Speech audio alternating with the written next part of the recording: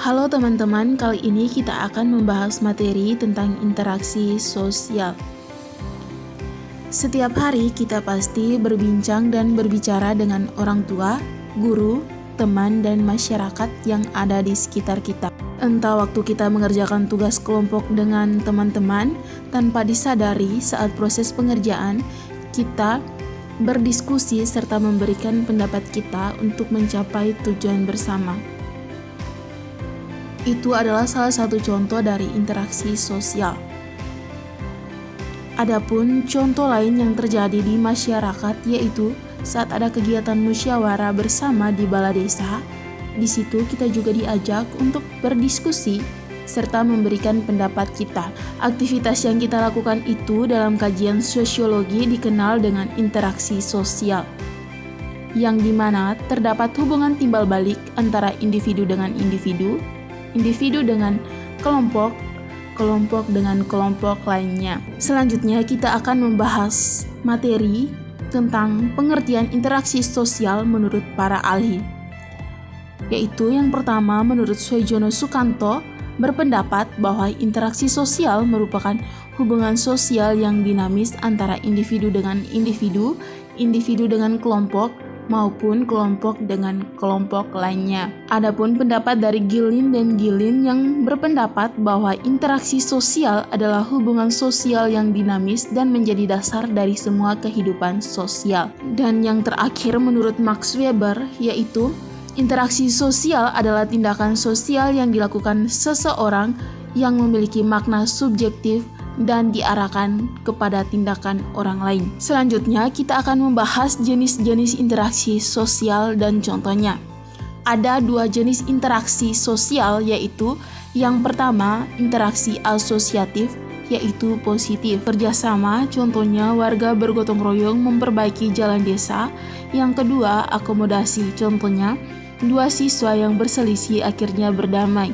Dan yang ketiga asimilasi, yaitu perkawinan antara orang Jawa dan Batak sehingga menghasilkan budaya campuran. Dan yang keempat akulturasi, yaitu musik tradisional dipadukan dengan alat musik modern. Adapun dampak dari jenis interaksi sosial yaitu disosiatif, yaitu negatif. Terdiri dari 3 bagian, yaitu yang pertama persaingan. Contohnya persaingan antara siswa dalam lomba akademik. Dan yang kedua kontravensi, yaitu ketidaksenangan antara tetangga yang tidak diungkapkan secara langsung. Dan yang ketiga konflik, yaitu pertentangan antara kelompok karena perbedaan kepentingan. Selanjutnya kita akan membahas materi tentang faktor yang mempengaruhi interaksi sosial itu. Yang pertama, faktor imitasi. Contohnya anak meniru cara bicara orang tuanya. Yang kedua, sugesti. Contohnya siswa mengikuti nasihat guru karena dianggap benar. Dan yang ketiga, identifikasi. Contohnya remaja meniru gaya hidup idolnya. Dan yang keempat, simpati dan empati. Contohnya menolong tetangga yang terkena musibah. Dan yang kelima, komunikasi. Contohnya diskusi antara guru dan siswa di dalam kelas. Selanjutnya kita akan membahas materi tentang dampak dari interaksi sosial beserta contohnya. Ada 2 dampak dari interaksi sosial, yaitu yang pertama dampak positif, terdiri dari 3 bagian, yaitu yang pertama mempererat hubungan sosial, yang kedua meningkatkan solidaritas dan persatuan, dan yang ketiga mendorong inovasi dan kemajuan sosial.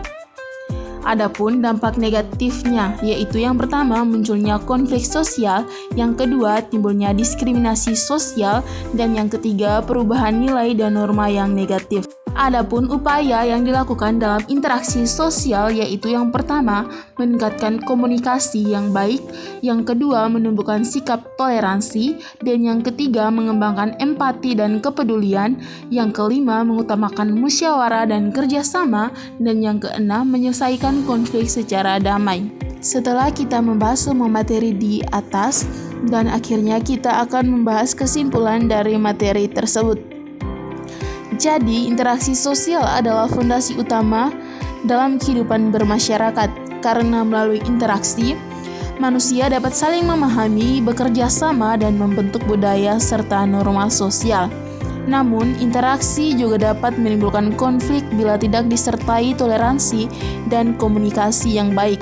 Oleh karena itu, penting bagi setiap individu untuk mengembangkan sikap saling menghargai, empati, dan gotong royong agar tercipta masyarakat yang harmonis dan damai.